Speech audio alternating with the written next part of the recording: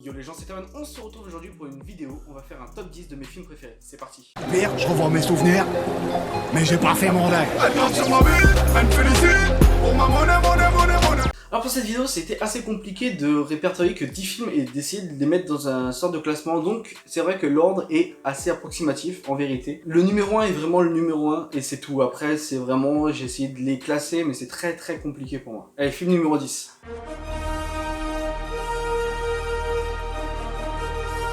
American History X. Vraiment, ce film est magnifique. Et les mecs qui ont réalisé, que ce soit les acteurs ou le réalisateur, ils ont des balls comme as. C'est-à-dire que Ed Anderson avec sa croix gammée sur le torse, vraiment, il est ouf ce mec. Vraiment, pour tourner dans ce film, il fallait être assez taré. Les scènes sont magnifiques. Le message du film aussi est très beau.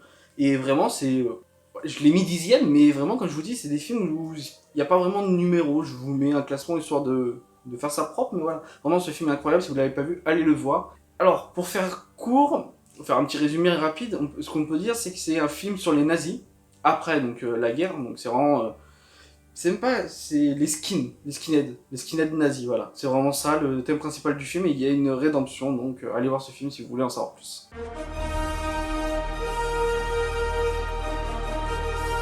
Le film numéro 9 est le seul film d'horreur de ma playlist. C'est le premier film d'horreur que j'ai vu, c'est celui qui m'a marqué. Et plus que film d'horreur, c'est plutôt un film, pour moi, je trouve un film de suspense. Et c'est Saw. Le premier, attention, parce que c'est vrai que les autres ils sont plus tournés sur l'horreur, mais Saw 1, vraiment magnifique. C'est-à-dire que ce film, il te retourne la tête. C'est une des fins les plus inattendues des films que j'ai vus. Je vous ferai d'ailleurs un top 5, il me semble, des films, des fins inattendues. Et celui-là fait partie des fins inattendues. Petit spoil pour la prochaine vidéo. Mais oui, donc, pour faire simple, c'est deux mecs qui sont enfermés dans une salle de bain et ils doivent s'en échapper. Le principe de Saw, on est dans un jeu et on doit s'échapper du jeu, tout simplement. Mais ouais, ce film, c'est vrai que, contrairement à ces suites qui sont plus tournés sur le gore, celui-là est assez sobre au final, hein. Mais vraiment, ouais, fin inattendue, film qui a marqué son époque. Et aujourd'hui, c'est vrai qu'on a très peu de films aussi forts que celui-là en film d'horreur, donc il fait partie de ma liste.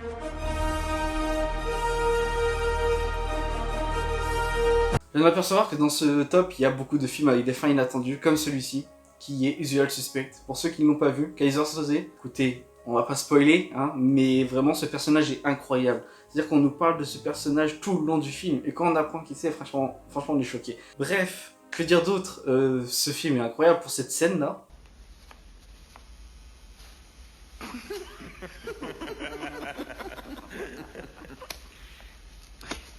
C'est-à-dire que les mecs, en fait, s'ils rigolent dans cette scène, c'est parce qu'il y en a un qui a pété. Donc voilà, ils sont tous morts de rire, donc c'est vraiment une scène incroyable, c'est de l'improvisation, c'est vraiment ouf. Et ce film, c'est pareil, c'est un film qui te retourne la tête, en fait, tu suis le film et tu te dis, mais putain, jusqu'où il va nous emmener, et quand il nous emmène à la fin, tu... ah ouais, ok, ils sont vraiment très forts. Bon, j'avoue que ce film-là, j'ai quand même réussi à péter un peu la fin. C'est-à-dire que, arrivé à peu près à moitié de film, 3/4 de film, j'avais capté la fin, mais j'étais quand même surpris, hein, parce que c'est quand même ouf. Mais c'est vrai qu'en fait, je sais pas, peut-être parce que j'ai vu beaucoup de films aujourd'hui, mais c'est vrai que maintenant, les films, j'ai du mal à être surpris. Sauf je l'ai regardé assez jeune, donc j'étais vraiment surpris de la fin, que Usual Suspect, je l'ai vu plus tard. Et j'étais moins surpris. Mais en fait, c'est que j'ai une réflexion qui fait que je vais toujours chercher les petits détails, les petits machins, et donc j'arrive à trouver des trucs de ouf, en fait. Et c'est vrai que des fois je m'attends à une fin et je suis quand même surpris parce que j'ai été beaucoup trop loin dans ma réflexion.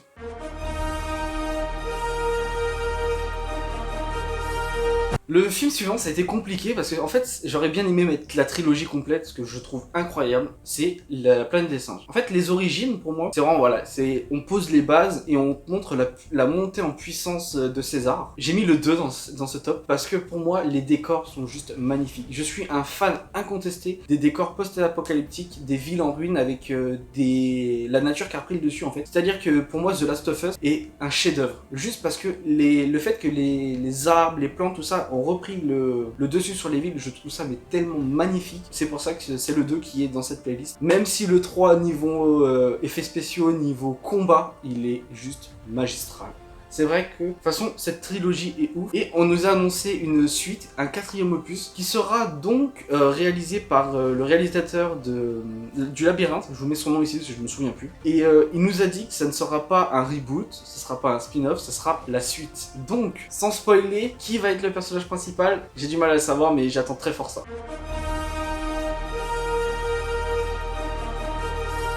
Le film suivant, c'est un film où j'ai eu beaucoup de mal à le regarder. C'est-à-dire que je l'ai regardé une première fois et j'ai vraiment pas accroché à ce film. J'ai été très déçu parce que pour moi c'était un film mythique et je sais pas, j'ai eu du mal. Je l'ai regardé pour la première fois en VF. Après, un peu plus tard, je me suis dit, bon, je vais tenter de le re-regarder en VO. Je me dis peut-être que ça va changer les choses. Et effectivement, ça a tout changé. Taxi Driver est pour moi un classique. C'est pour moi un film que tout le monde doit voir en fait. Ça fait partie des films vraiment où tu te dis, en fait quand tu le regardes, tu te dis mais c'est un film assez simple et pourtant il est tellement révolutionnaire par ses thèmes, par l'époque par laquelle il a été tourné et par son réalisateur, Martin Scorsese. Vraiment, pour moi, ce réalisateur-là est un réalisateur de génie. C'est un de mes réalisateurs préférés. Et forcément, bien évidemment, dans ce top, il y aura plusieurs de ses films. Mais oui, Taxi Driver, Robert De Niro, Scorsese, c'est une équation qui marche. Et ça marche très très fort. Et pour vous faire un petit résumé que j'ai pas fait par Planète des Singes, parce que bon, je pense qu'on connaît un peu tous l'histoire. C'est vrai que Taxi Driver, pour ceux qui l'ont pas vu, parce que c'est quand même un vieux film de 76, si je raconte pas de bêtises. C'est un mec qui est insomniaque et qui va donc rouler la nuit en taxi, qui va devenir taxi pour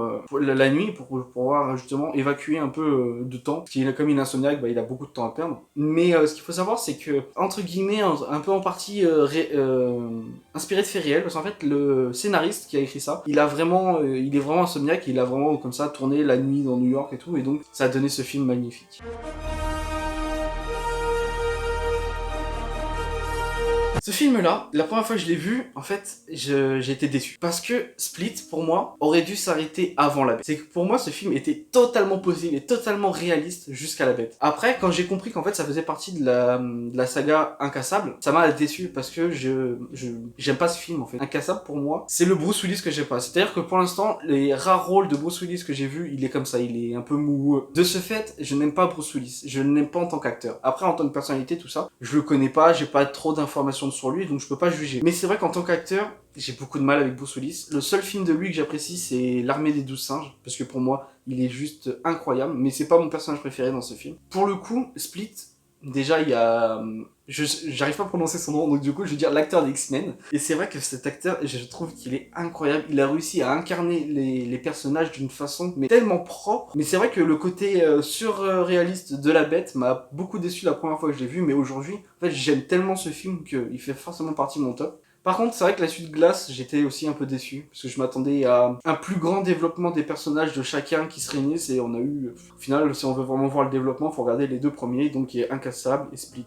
Mais c'est vrai que Glace reste sympa à voir. Mais c'est vrai que le réalisateur, Shyamalan, je crois un truc comme ça. Excusez-moi aussi pour la prononciation, je suis pas très fort là-dedans. Mais c'est vrai que ouais, au niveau des couleurs et tout ça, il y a une très forte gestion et c'est vrai que Split reste pour moi le chef-d'œuvre de sa carrière.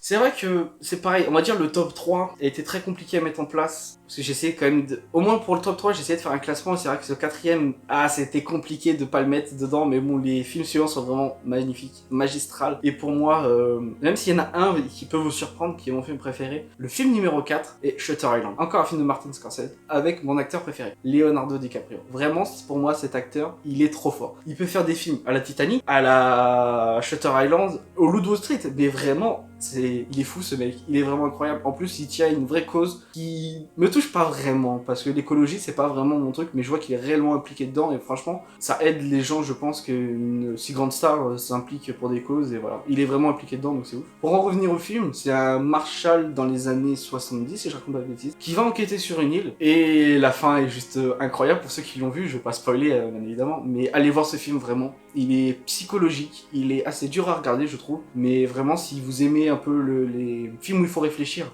à foncez direct, il est incroyable.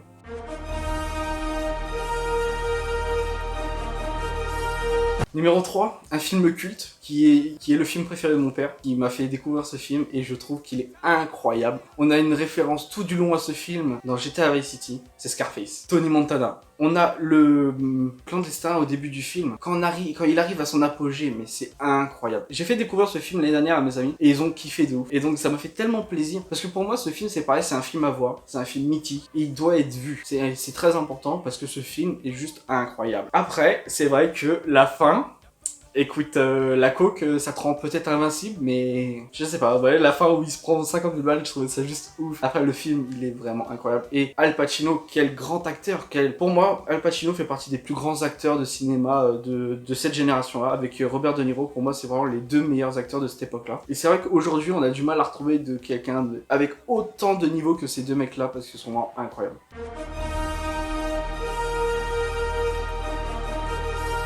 Ce film m'a beaucoup traumatisé parce que je l'ai regardé des dizaines de fois, c'est le film préféré d'un de mes potes et on l'a regardé en plus il y a pas longtemps, c'est Fight Club. Pourquoi il m'a traumatisé ce film? Parce que je le trouve juste incroyable, mais dans la réflexion, et en fait c'est le genre de film, contrairement à Usual Suspect, en fait quand tu le regardes une fois, t'es content, quand tu regardes une deuxième fois, c'est plus difficile à regarder parce que tu connais déjà la fin. Que Fight Club, même en connaissant la fin, en fait, à chaque visionnage, tu vas découvrir des nouveaux détails et tu pètes encore plus la fin et tu te dis, mais en fait, on est juste con parce que tout le long du film, il nous montre la fin. Et quand t'arrives à la fin, tu dis, ah mais ouais, ok. Et quand tu l'as vu qu'une seule fois, t'es choqué. Vraiment, t'es choqué, mais quand tu l'as vu plusieurs fois, en fait, tu comprends des petits éléments tout au fur et à mesure des visionnages. Et c'est, je trouve, très fort d'arriver à ce tel niveau, c'est-à-dire qu'il y a plusieurs visionnages, en fait, tu redécouvres des nouveaux trucs. Film de David Fincher avec Brad Pitt et Edward Norton. Et je trouve que Brad Pitt a un de ses meilleurs rôles là-dedans. C'est vrai qu'il est incroyable dans ce film. Edward Norton aussi, un de ses meilleurs rôles. Même si pour moi, je préfère Edward Norton quand même dans American History X. Et Brad Pitt, moi,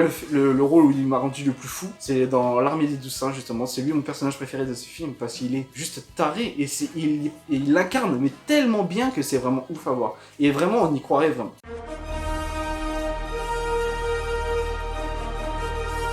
Et mon film préféré, c'est un film qui est compliqué à avouer parce que c'est un film assez dur dans les propos, dans la violence à l'image. C'est un film de Quentin Tarantino qui est mon réalisateur préféré. Et ce film n'est rien d'autre que Django. Pour plusieurs raisons. On a un Jimmy Foxx qui est vraiment ouf. Il incarne le personnage de Django à la perfection. Pour moi, ça aurait pu être personne d'autre, excusez-moi. On a un Samuel L. Jackson, j'ai du mal à le voir dans ce film parce que son rôle, c'est tellement un rôle de pute que le voir comme ça me fait un peu de la peine. Mais ça se voit qu'il prend énormément de plaisir à jouer et vraiment, c'est beau. Tout le long du film, tous les personnages. De toute façon, c'est le côté Tarantino qui a une écriture, mais je trouve sublime. Malgré toute la violence qu'il y a dans ces films. Et ce film a un côté burlesque. C'est-à-dire que c'est d'une comédie, en fait. En vérité, ça pourrait s'apparenter à une comédie. Parce qu'il y a de l'humour, il y a des plans qui sont filmés, donc c'est le côté burlesque, où on a des espèces de gros zooms sur les personnages d'un coup. Et puis, bien évidemment, on a donc un très grand acteur pour moi, qui est Leonardo DiCaprio, et qui est dans une folie, une fois de plus. J'adore le côté fou des personnages. Et c'est vrai que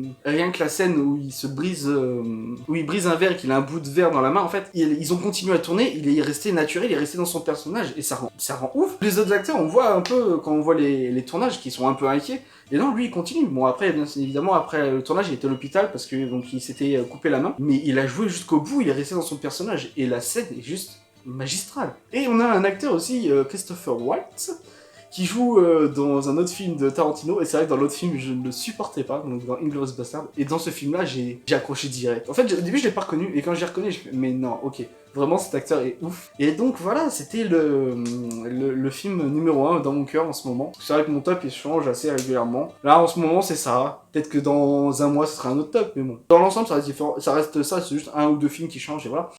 J'espère que cette vidéo vous a plu, n'hésitez pas à liker, à vous abonner. Allez vous abonner aussi à mon Instagram. Et on se retrouve la prochaine fois. Salut à tous, c'était Tamon.